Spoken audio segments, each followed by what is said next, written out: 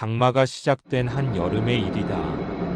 나는 아파트 내에서 작은 편의점을 하고 있었다. 어느 날 자주 오는 동네 꼬마들에게 이상한 이야기를 들었다. 아저씨 안녕하세요. 아저씨 있잖아요. 지금 아파트 뒤쪽 언덕에서 누가 춤춰요. 누가? 누군지는 몰라요. 근데 어제부터 하루 종일 춤만 춰요. 얼마나 잘 추는데요. 아저씨도 한번 가서 보세요. 그래.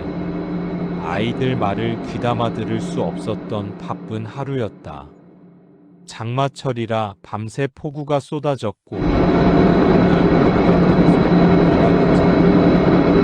어제 진짜 춥었잖아.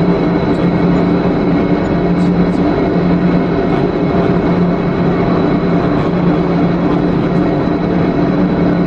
재밌는 일 있었어. 아이들 말로 여기서 춤추면서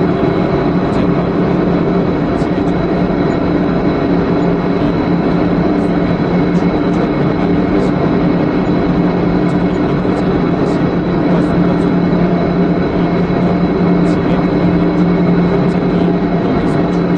집에 한번 가볼까 싶어. 이런 날씨에 미치지 않고서야 하며 나는 그곳으로 향했다. 빗속을 헤치며 아파트 뒤편 언덕을 오르기 시작했다. 우산은 무용지물이었다. 폭우가 옷을 흠뻑 적셨고 진흙탕이 된 언덕길은 미끄러웠다. 그런데도 나는 계속 올라갔다. 뭔가에 이끌리듯이. 언덕 위에 다다르자 정말로 있었다. 어둠 속에서 희미하게 보이는 한 형체가 나무 아래에서 움직이고 있었다. 처음에는 정말 춤을 추는 것처럼 보였다. 팔을 벌리고 몸을 좌우로 흔들며 마치 음악에 맞춰 리듬을 타는 것 같았다. 정말 미친 사람인가? 그 중얼거리며 더 가까이 다가갔다. 번개가 번쩍이는 순간 나는 그 끔찍한 진실을 보았다. 그것은 춤추는 사람이 아니었다. 목에 로프를 감고 나무에 매달린 한 남자의 시체였다.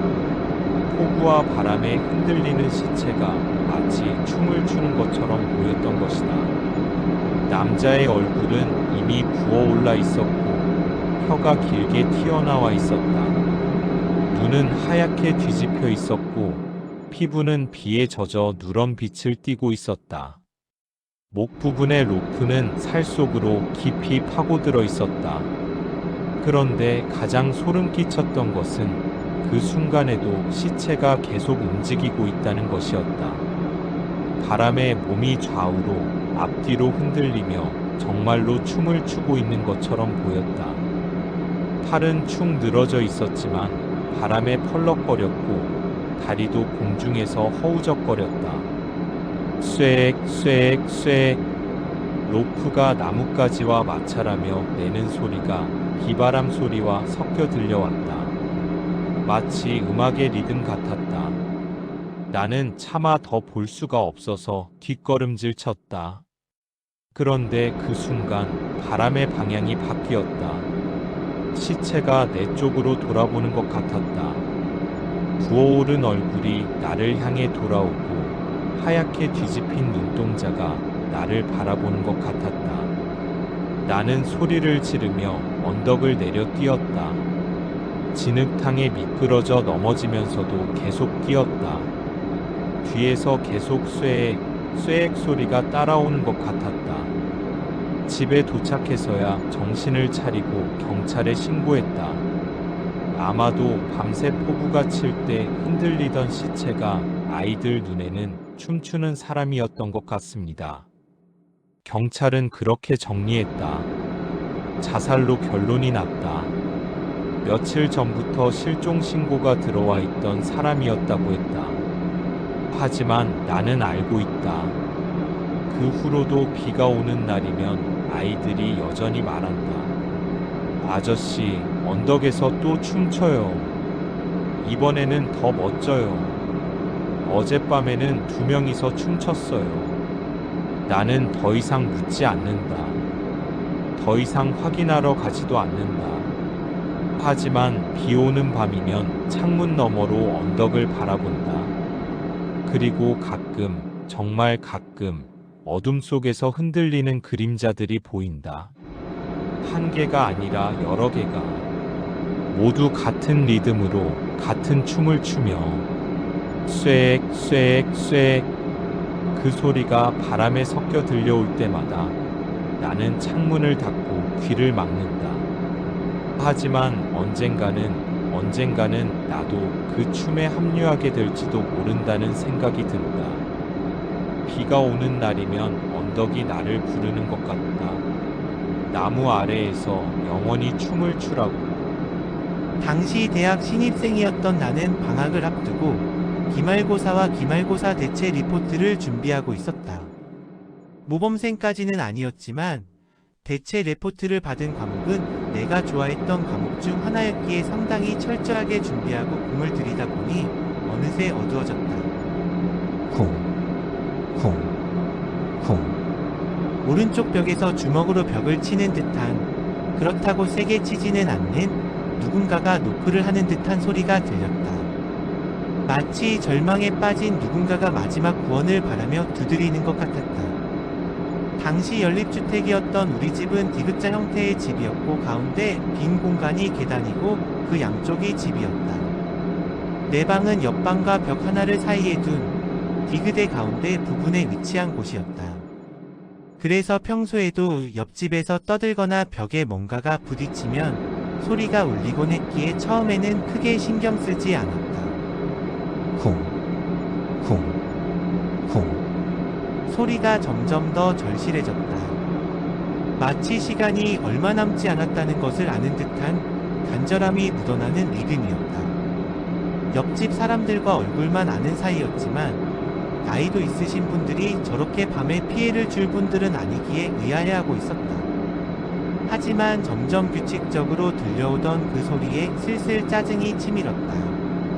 사실 나름대로 열심히 레포트를 작성하던 중이어서 예민하기도 했다. 신경 끄자 하며 꾹꾹 누르고 있는데도 두드리는 소리가 계속되었다. 그런데 이상했다. 소리가 멈출 때마다 묘한 정적이 흘렀다. 마치 누군가가 숨을 죽이고 있는 것 같은, 살기 위해 몸부림치다가 기진맥진해진 것 같은 그런 정적이었다. 쾅. 결국 나는 참지 못하고 주먹으로 벽을 세차게 내리쳤다. 분명 옆집에도 크게 울렸을 것이다. 그 순간 벽 너머에서 완전히 조용해졌다. 마치 내가 무언가를 막아버린 것처럼. 그리고 작성하던 레포트를 저장한 뒤 메일로 보내는 것으로 마무리했다. 출력은 학교에서 할 계획이었다. 시계를 보니 11시 15분이었다. 다음날 아침 왠지 시끌벅적한 소리에 눈이 떴다. 새벽 6시경 무슨 일인가 싶어 문을 열어보니 경찰들이 굉장히 많았다. 나가본 나를 본 경찰이 달려왔다. 아, 여기 사십니까? 잠시 실례합니다. 한 형사가 나를 보고는 한쪽으로 데려가서 뭔가 어젯밤에 이상한 걸 못 봤냐는 등 소리는 듣지 못했냐는 등 물어봤다. 나는 무슨 일이냐고 무슨 일인지 알아야 대답을 할 거 아니냐 물었고 경찰은 머뭇하더니 얘기했다. 어제 옆집 부부가 싸우다가 남편이 아내를 살해했습니다. 남편이 바로 자수해서 현재 조사 중이니 걱정하지 않으셔도 됩니다. 다만 수사에 관련되었을 법한 이야기는 다 해주지 않으시겠습니까?